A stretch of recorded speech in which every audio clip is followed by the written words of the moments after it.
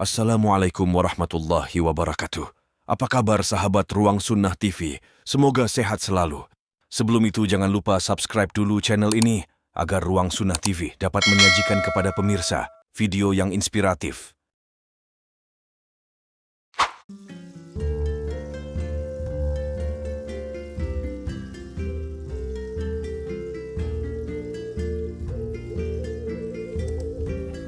Kali ini yang akan dibahas adalah perkara menutup mata saat menjalankan solat.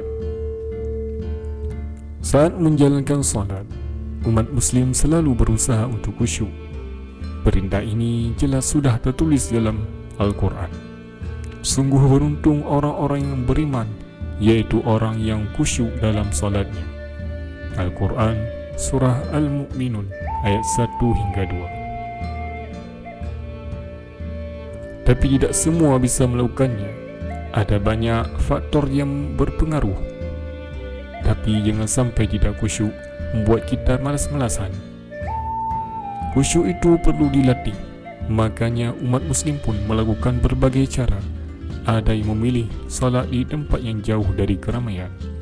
Ada juga yang memilih solat dengan cahaya yang minim. Tak jarang juga ada yang sampai harus memejamkan mata. Lalu, apakah hal itu dibolehkan oleh Rasulullah SAW? Nabi secara jelas melarang kita memejamkan mata saat solat. Hal ini sudah disampaikan lewat hadis dari Ibnu Abbas. Rasulullah SAW bersabda, apabila kalian melakukan solat, maka janganlah memejamkan kedua mata kalian. Hadis riwayat At-Tabrani. Hadis tersebut sebenarnya dinilai lemah oleh para ahli hadis. Sebagian ulama berpendapat bahawa memejamkan mata saat solat dihukumi makruh. Para ilmuwan Muslim di Amerika Serikat sepakat bahawa saat ruku, otot mata akan menekan lensa untuk meningkatkan visi, dan saat bangun akan melonggarkan. Sementara ketika sujud, lensa mata akan menyusut kerana jarak antara mata dengan tempat sujud memendek. Ketika bangun dari sujud, otot-otot mata akan kendur.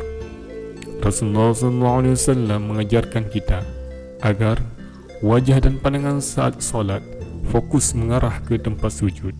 Hal ini disampaikan oleh Jabir bin Samurah.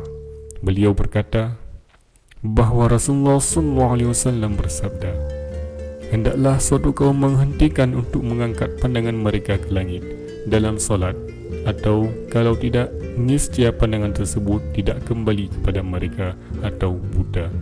Hadis riwayat Muslim.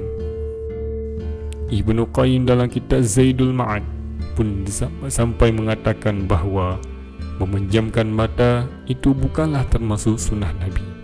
Bahkan menutup mata saat solat disebut sebagai kebiasaan umat lain. Kitab Ar-Ra'dul Mubin telah mengabadikan hal tersebut. Makruh memejamkan mata ketika solat, karena ini termasuk perbuatan orang Yahudi.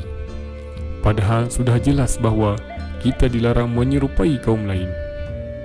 Barang siapa yang menyerupai suatu kaum, maka dia termasuk bagian dari mereka. Hadis riwayat Ahmad dan Abu Daud. Perkara solat, kita harus selalu mengikuti cara solat Rasulullah SAW. Salah satunya adalah dengan mengarahkan pandangan ke tempat sujud. Sayyidah Aisyah radhiyallahu anha menjadi saksi cara solat Nabi SAW. Sayyidah Aisyah radhiyallahu anha berkata, tatkala Rasulullah SAW memasuki Kaabah untuk mengerjakan solat, beliau tidak mengalihkan pandangan dari tempat sujud hingga beliau keluar dari Kaabah. Hadis riwayat Hakim. Saat solat, umat Muslim memang dianjurkan mengarahkan pandangannya ke tempat sujud, bahkan sekalipun kita sedang solat di depan Kaabah atau di tempat yang gelap. Sebenarnya ada beberapa hukum mengenai pandangan kita saat solat. Hal ini dijelaskan oleh Said Abu Bakar, Sayyidah Adimyati seorang ulama terkemuka di Mekah pada abad ke-19 Masehi. Dalam kitab I'anatul Talibin, yang pertama, hukumnya boleh dan tidak makruh memejamkan mata saat solat. Diperbolehkan jika tidak membahayakan. Said Abu Bakar berkata, tidak dimakruhkan memejamkan mata saat solat karena tidak ada dalil yang mengarangnya. Lalu, hukum yang kedua adalah menutup mata dalam solat. Diwajibkan ketika ada salah satu orang dalam saf yang tidak menutup aurat, karena tidak ada hal yang bisa dipakai untuk menutupinya. Maka Said Abu Bakar berkata, wajib memejamkan mata kalau ada yang tidak berbusana dalam saf. Kemudian hukum yang ketiga adalah memejamkan mata disunahkan jika kita sedang solat di tempat yang dipenuhi gambar dan ukiran. Hal ini kerana jika kita melihat gambar-gambar tersebut bisa mengganggu konsentrasi kita. Said Abu Bakar mengatakan bahawa disunahkan memejamkan mata bila solat dekat dinding yang diukir dan seumpamanya. Hal itu bisa mengganggu pikiran. Lalu yang terakhir, memejamkan mata dimakruhkan jika sedang berada dalam kondisi berbahaya. Misalnya, solat di tempat yang banyak binatang berbisanya, seperti ular. Pendapat Said Abu Bakar ini juga dibenarkan oleh Ibnu Qayyim. Semuanya terangkum dalam kitab Saidil Ma'ad.